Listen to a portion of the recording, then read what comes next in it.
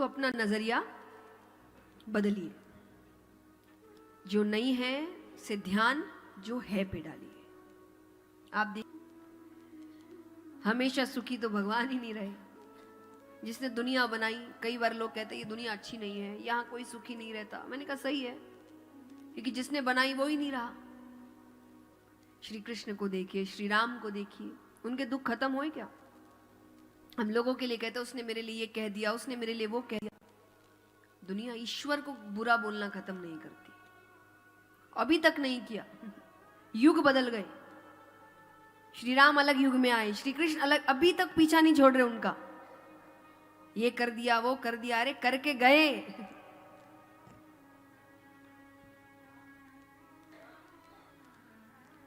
तो हमें अपना जीवन जीना है, खुशी से जीना है। आप अपने जीवन में बस इतना ध्यान रखिए कि आपके हर काम से ईश्वर प्रसन्न हो, ये होना चाहिए। दुनिया प्रसन्न हो ना हो कोई बात नहीं, कभी होती है कभी नहीं होती, पर उनको प्रसन्न रखने हम आए भी नहीं। आपको ईश्वर को प्रसन्न रखना है, तो आपके कर्म उस हिसाब से होने चाहिए कि ईश्वर खुश हो जाए। तो छोटी सी आयु में सब कुछ करना है। इस आयु में अगर कोई कल्याण कर सकता है तो वो है श्रीमद् भागवत कथा। अब यहां शौनकादि सूत जी से पूछते हैं कि प्रभु सबसे पहले ये कथा किसने किससे कही? सूत जी बताते हैं सबसे पहले ये कथा सनकादि ऋषियों ने नारद जी से कही। नारद जी ने पृथ्वी की बहुत प्रशंसा सुन रखी थी, तो परिक्रमा करने आते हैं। करते करते हरिद्वार तक पहुंचते हैं। हरिद्वार में उनका मिलना होता है सनकादि ऋषियों से। सनकादि ऋषि कौन है?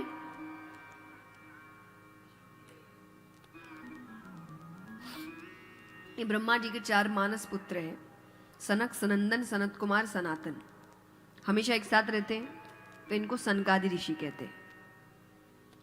तो उनसे मिलना हुआ। अब वो देख रहे हैं नारद जी के चेहरे पर चिंता के भाव हैं।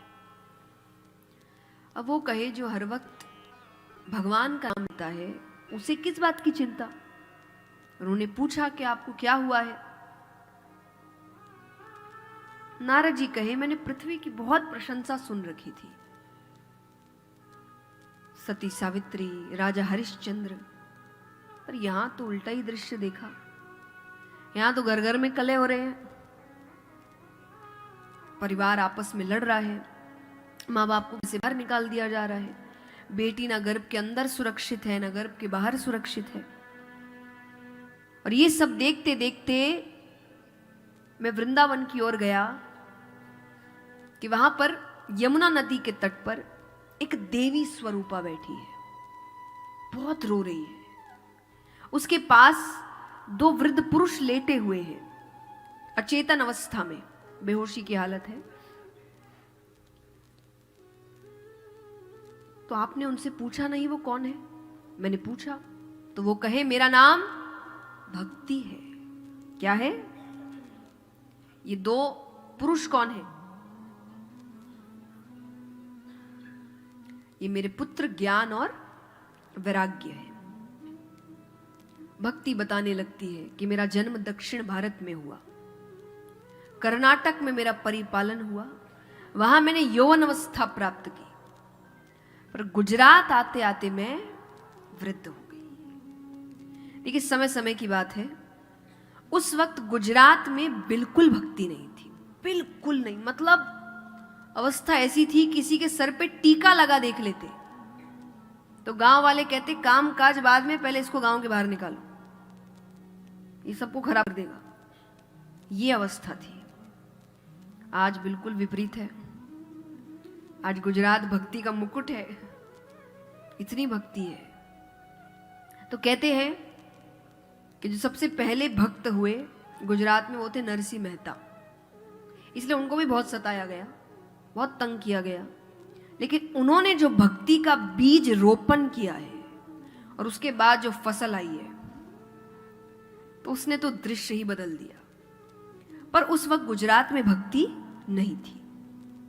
तो भक्ति ने कहा मैं वृद्ध हो गई, पर वृंदावन आकर मैंने अपनी अवस्था वापस प्राप्त कर ली, पर मेरे जो पुत्र हैं ज्ञान और वैराग्य वो अभी तक वृद्ध हैं। सनकादि ऋषियों ने कहा तो आपने उनके लिए कुछ किया नहीं?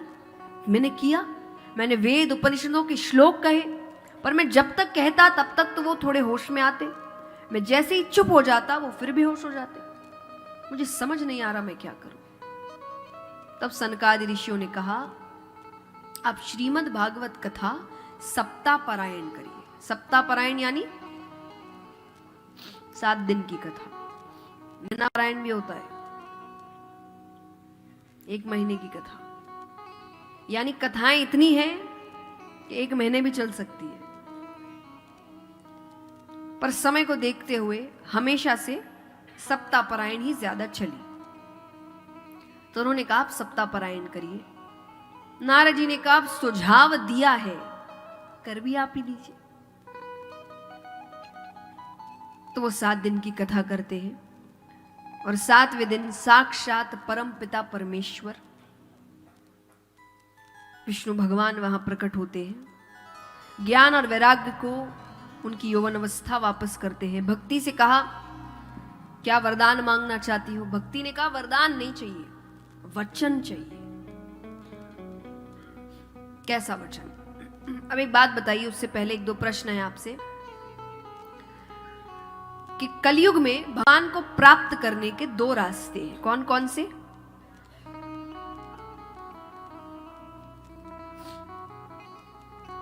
आप मुझे चैप्टर का नाम बता रहे हो, मुझे सब्जेक्ट का नाम चाहिए।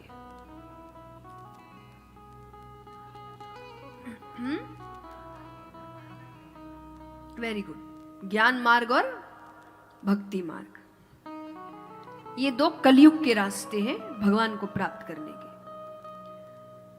सबसे ज्यादा कौन सा चल रहा है? भक्ति। क्यों?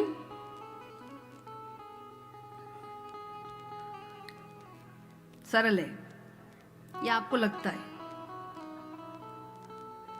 ये हमें लगता है। और क्यों लगता है पता है? क्योंकि भक्ति का जो पहला कदम है ना, वो इतना कठिन है, वो सबसे कठिन है, और हम वो छोड़ के सब कर रहे हैं। पहला ही कदम नहीं कर रहे, और पहला है समर्पण। क्योंकि समर्पण के लिए अपने मैं को खत्म करना पड़ेगा, वो कोई नहीं कर सकता, उसमें बड़ा समय लगता है। इसलिए कहा जाता है ज्ञानी को फिर भी अहंकार आ सकता है, ज्ञान का। भक्त को अहंकार हो ही नहीं सकता। क्यों? क्योंकि वो कुछ है ही नहीं, वो इतना समर्पित है ईश्वर पे कि ईश्वर के बिना वो कुछ है ही नहीं, तो उसको अहंकार होगा किस बात का? सब कुछ तो ईश्वर है। तो भक्ति में तो अहंकार भी नहीं आ सकता। पर हम इसको, हमें लगता है थोड़ा भजन कीर्तन कर लिया भक्त बन गए। तो भक्ति आसान नहीं है, बहुत कठिन है, पर फिर भी सबसे ज्यादा चलती भक्ति है। अब इसके पीछे कारण है। ये शुरुआत तो कहीं से हुई ना कि सबसे ज्यादा भक्ति की जा रही है। कारण क्या था? अब मान लीजिए आप के बच्चे या जो युवा हैं किसी बड़ी पढ़ाई को जब करने जाते तो 2 तरीके की कॉलेजेस होती है।